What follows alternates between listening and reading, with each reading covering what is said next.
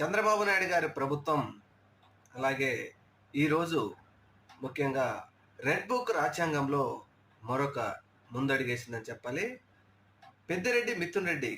పెద్దిరెడ్డి రామచంద్రారెడ్డి గారి తనయుడైనటువంటి పెద్దిరెడ్డి మిథున్ రెడ్డి ఆయన పార్లమెంట్ సభ్యుడిగా ఉన్నారు. ఆయనని ఈరోజు లిక్కర్ స్కామ్లో అన్యాయంగా సిట్ సభ్యులు అరెస్ట్ చేయడం జరిగింది. ఏది ఏమైనా ఆంధ్రప్రదేశ్ రాష్ట్రంలో కూటమి ప్రభుత్వం 2024 సార్వత్రిక ఎన్నికల తర్వాత విజయం సాధించి వైఎస్ఆర్సీపీ పార్టీ నాయకులు, ఎమ్మెల్యేలు, ఎంపీలు, కార్యకర్తలు, ఎమ్మెల్యేలుగా మాజీ నాయకుల మీద ఏ విధంగా రెడ్ బుక్ రాజ్యాంగంలో కక్ష తీర్చుకుంటున్నారో మనందరికీ తెలిసిందే.